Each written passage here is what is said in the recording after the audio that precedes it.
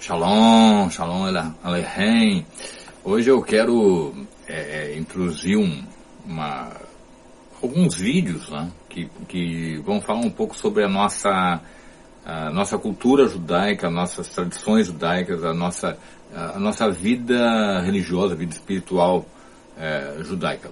O judaísmo ele tem muita essência, tem muita profundidade espiritual, tem muita dedicação espiritual. E o que eu desejo, na verdade, mostrar é exatamente o que eu quero mostrar é algo que no dia a dia de um judeu, né? Um judeu que teme a Deus, um judeu que ama Adonai, ele vai ter uma vida muito regrada, muito sistematizada, né? Isso é uma característica ao longo de todos os séculos. Era fácil sempre, em todos os séculos, identificar um judeu. Porque, primeiramente, o judeu ele não se nega a ser o que ele é. Ele não se esconde, né? Mesmo diante de perigos. Podemos lembrar a situação de... Vamos lembrar, por exemplo, Daniel, que é histórico, né? Que fala sobre... no texto em que os príncipes lá, os governadores, né, os sátrapas, querendo pegar Daniel por inveja, tentar acusá-lo de alguma maneira, e não conseguiam, porque ele era um homem excelente, um homem de caráter, um homem íntegro, né, no reinado, mesmo quando, eu falo o reinado aqui, ele submisso a uma nação que está dominante sobre ele, né? Ele era extremamente respeitável, um homem extremamente íntegro, então não tinha como pegá-lo. Então eles criaram uma lei lá, que sabiam que ele ia falhar nisso, entre aspas, né? Falhar não, né? Queriam pegá-lo nessa armadilha, fizeram um edito que, por espaço de 30 dias, se alguém fizesse uma oração a qualquer deus ou qualquer homem, se não ao rei Dario, esse homem seria morto, seria jogado aos leões. E a maior parte das pessoas conhece essa história, né? E quando ele chegou lá no dia seguinte, ele fez o que ele sempre fazia, né? Ele não deu bola para esse edito, porque a vida dele era uma dedicação a Adonai, né? Então ele vai lá e diante sabedor da lei, ele segue fazendo o que ele sempre fez. Veja lá no versículo 10, né, de capítulo 6 de Daniel. Daniel, pois, quando soube que a escritura estava assinada, entrou em sua casa, em cima no seu quarto, onde havia janelas abertas da banda de Jerusalém, 3 vezes ao dia, se punha de joelhos e orava, e dava graça diante de seu Deus, como costumava fazer. Repararam? Ele, mesmo diante de um edito, de uma lei, ele não se curvou a essa lei e continuou fazendo aquilo que ele sempre fazia, 3 vezes ao dia, preste bem atenção, 3 vezes ao dia, ele dava graças e orava a Adonai. Então isso sempre foi uma identificação de um judeu. Essa vida de oração, essa vida que o pessoal diz que é cheio de regrinhas, mas na verdade essas, entre aspas, essas regras que nos dão uma fundamentação espiritual maior, né? Eu sempre digo, eu fui evangélico durante muitos anos, eu tenho experiência do catolicismo, fui pastor, fui missionário evangélico. Então uma coisa que eu posso dizer com certeza, eu tinha um pouco mais dessa minha, vamos dizer assim, dessa minha genética espiritual judaica que me levava a ter um pouco mais de conexão com Deus, vamos dizer assim, né, numa vida de oração. Mas em geral, infelizmente, não estou falando isso como se fosse uma glória para o judeu não, estou dizendo assim, em geral, os cristãos não são muito dados à oração.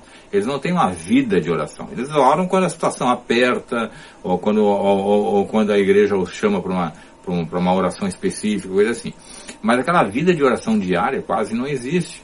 Então isso é uma coisa que não acontece no judaísmo. Então vocês viram das 3 orações, vocês viram aí que eu citei as 3 orações diárias, né?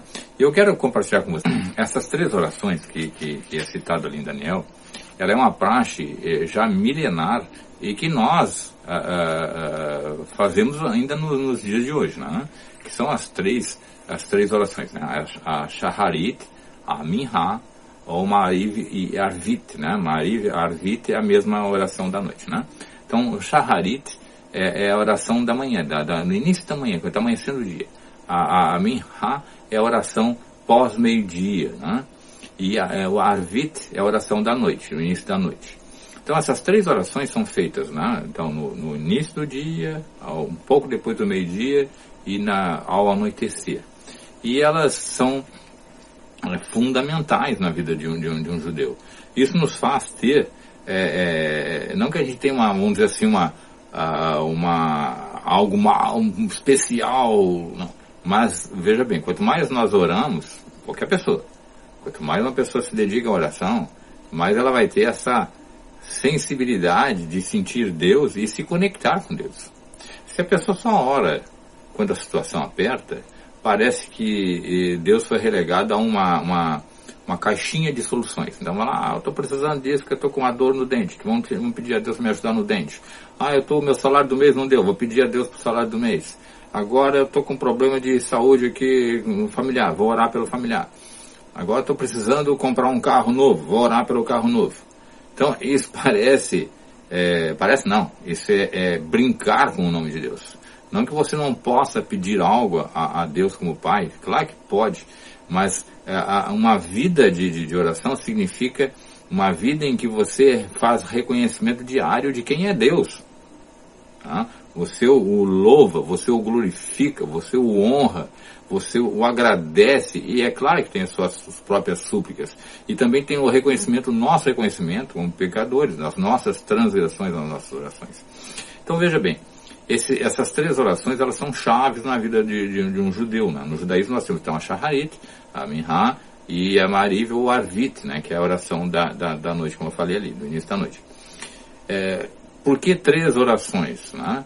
E isso se herdou como tradição dos nossos ancestrais. Né? Então, por exemplo, eu vou pegar aqui no texto para vocês verem, né?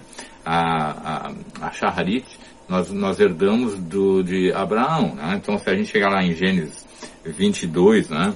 no capítulo 22, versículo 3, diz assim: levantou-se, pois, a Abraão de madrugada, e tendo preparado seu jumento, tomou consigo 2 dos seus servos e Isaac, seu filho, rachou lenha para o holocausto e foi para o lugar que Deus lhe havia indicado. Então já se levantou de madrugada para oferecer um holocausto, né, um sacrifício. Então, se teve essa compreensão de que se levantar de madrugada para se oferecer a si mesmo como sacrifício a Deus, né? Não existe agora, sem a existência de um templo em Jerusalém, a entrega de sacrifícios de animais. Então se entende que os sacrifícios foram substituídos por orações. Dentro do judaísmo se entende que os sacrifícios foram substituídos por orações. Então, com Abraão nós aprendemos a levantar de madrugada e a orar. É o nosso primeiro momento de conversa com Deus, de glorificação do nome de Deus, né? Depois nós vamos ter a Minha que eu falei, né? A Minha, que nós herdamos de Isaac, né? Ela é a oração do pós-meio-dia, né? E ela está lá em Gênesis 24, 63. Saíra Isaac a meditar no campo, no cair da tarde, erguendo-se os olhos, viu eis que vinham camelos. Cair da tarde é quando começou a tarde, né? Ou seja, passou o meio-dia, começou a cair a tarde, tá? Então essa oração nós entendemos que ele saiu depois do almoço, lá depois do meio-dia, ele saiu para meditar, para refletir, para conversar com Deus. Então nós herdamos também dele essa tradição de orarmos depois do meio-dia. E por fim, em Gênesis 28, vamos localizar o texto aqui para nós lermos. 28:11 nos diz o seguinte: essa é a Arvit, ou Mariv, a oração da noite, né?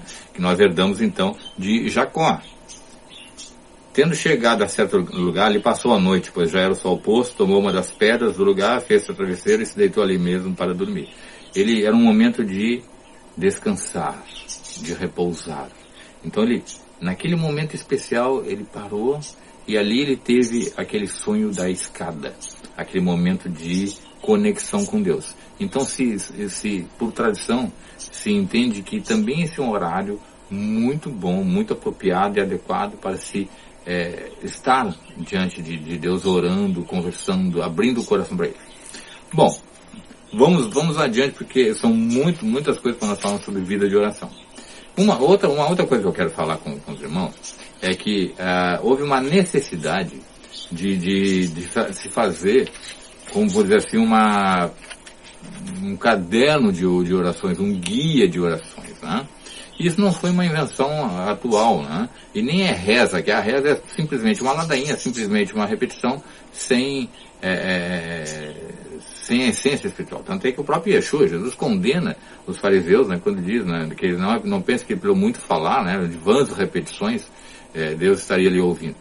Porque o que é uma vã repetição? Quando você repete, é uma ladainha, repete, mas você não está ali, sua alma não está ali, seu coração não está ali. Então, não é exatamente isso que os nossos sábios, a grande assembleia, né, nos legou para nós termos uma vida espiritual melhor, tá? Então, nós entendemos que orações é um serviço de serviços do coração. O que são orações durante o dia? São serviços do coração, serviços de amor, serviços de alma que nós entregamos a Deus, tá? A oração ela é uma criança que se aproxima de um pai amoroso. Então, quando nós nos aproximamos de Deus, nós nos aproximamos como crianças. Ele está se aproximando do pai e precisa do abraço do pai, precisa do aconchego do pai, precisa que o pai a ouça. Às vezes ela tem medos, às vezes ela tem um pedido de desculpa para fazer ao pai, às vezes ela quer pedir alguma coisa ao pai, e às vezes ela quer dizer para o pai o quanto ele é importante para ela, né, para essa criança. Minha filha tem o hábito de chegar, é muito gostoso, né, dizer assim: papai, eu te amo de montão, de montanhão. Seguida ela faz isso, né, durante o dia. Então eu ouço aí várias vezes. Agora você imagina, eu que fico todo feliz de ouvir a minha filha dizendo, né, eu te amo de montão, de montanhão, isso espontaneamente dela ali, né, mas ela faz isso todos os dias. Imagina se você fazendo isso para Deus, né? Não vou dizer que você com essas palavras, mas se você dissesse: Adonai, eu te amo de montão, de montanhão. E isso você fala de manhã, você fala depois do almoço, você fala à noite com o coração, você sabe que aquele momento é um momento muito especial. Então isso é oração mesmo, né? Essa conversação. Quando no período do exílio, né, quando o povo de Israel foi levado para a Babilônia, essa mistureba de culturas, de línguas, de idiomas, fez com que o povo de Israel ficasse meio desorientado na sua vida judaica, no seu judaísmo espiritual. Então Esdras, né, Esdras lá, o escriba, né, ele vai promover junta toda a assembleia de judeus, né?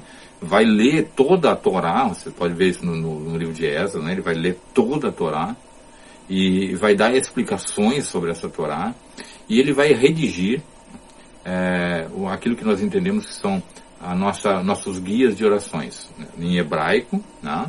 E claro que vai ser traduzido para a língua de cada país, né? Mas ele deixa por escrito em hebraico cada oração, cada bênção que nós temos que realizar diariamente, para que ele voltasse a ter um exercício dessa espiritualidade judaica. Isso é muito interessante, né? Então o que vai acontecer? Essa assembleia ela é formada por 120 homens dedicados a Deus, entre profetas e sábios, né? E eles vão fazer o texto padrão das orações, tá? São 3 vezes ao dia, e uma quarta sempre acrescentada no Shabá, né, nos dias festivos, né? Então quando nós celebramos o Shabá aqui em casa, nós temos o nosso momento em que eu faço a minha oração, a minha esposa faz a dela e minha filha também faz, né? As orações escritas. Nós temos a oração lá textual, cada um de nós lê essas orações como uma reverência a Adonai, como uma reverência a Deus, como uma gratidão a Deus, tá?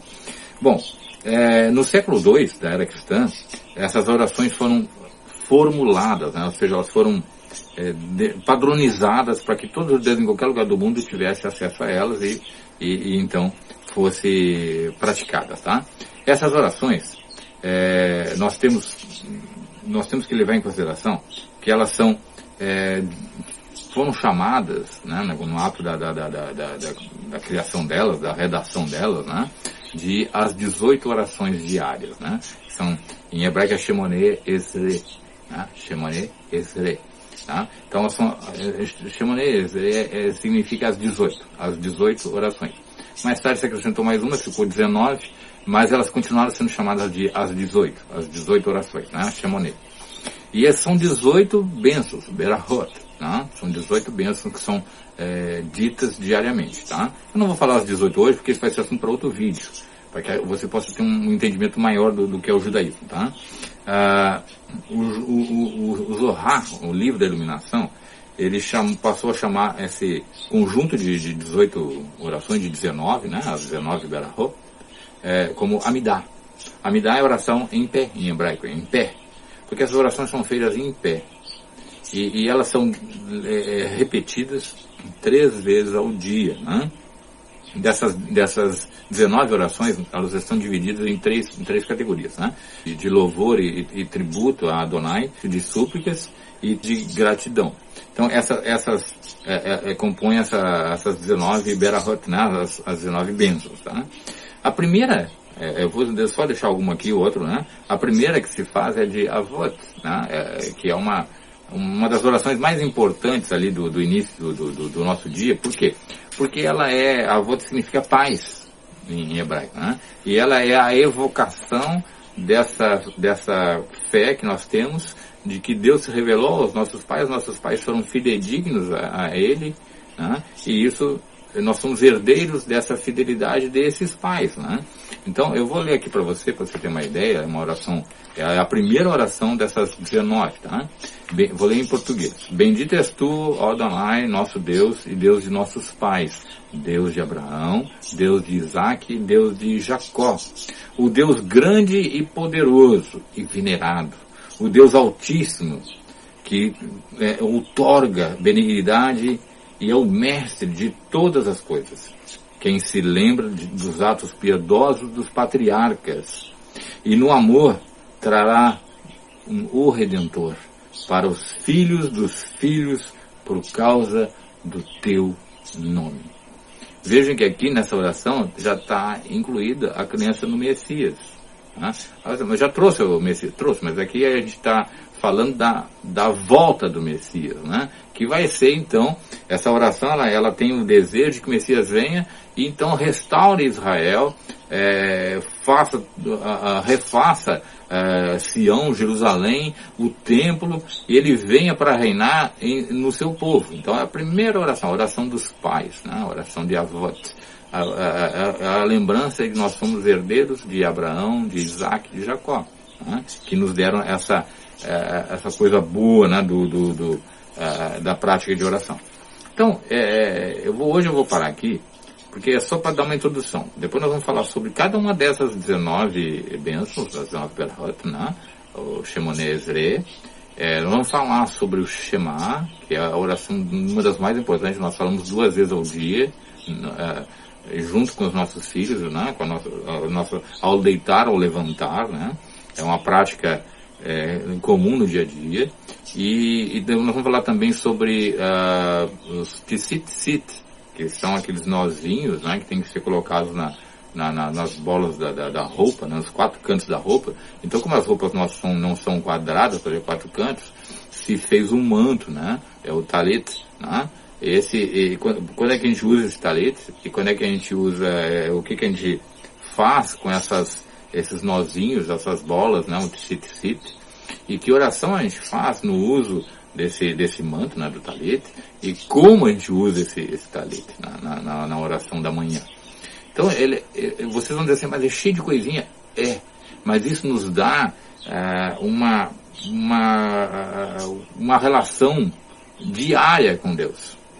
Porque se por nós, deixarmos a solta, a gente atropela o horário de oração, a gente atropela o horário de leitura das escrituras, porque vai vir uma fazer tal, agenda tal, tem que fazer isso, tem que fazer aquilo, o filho acordou, hoje eu estou com sono, vai ter. Se deixar, o mundo te seduz e te rouba esse privilégio de que é uma vida de oração. Então, por isso que no judaísmo existe essa ortodoxia, essa prática de se dedicar em períodos e com orações pré-estabelecidas, fora as orações espontâneas, aquelas que não estão incluídas nessas 19, que são as suas pessoais, que você vai chorar diante de Deus, você vai falar com o Pai amado e vai dizer o que está no teu coração. Mas o objetivo do Shemoneh Esrei é te colocar diante de Deus dia a dia, em vários momentos do dia. Que isso possa te inspirar essa prática judaica possa ser a tua prática de vida de oração. Esse é o meu desejo sincero, de coração, que você também se dedique a estar diante de Adonai várias vezes ao dia, falando com Ele, abrindo o coração e honrando e glorificando o santo nome do nosso Deus eterno. Amém? Até mais, meus queridos.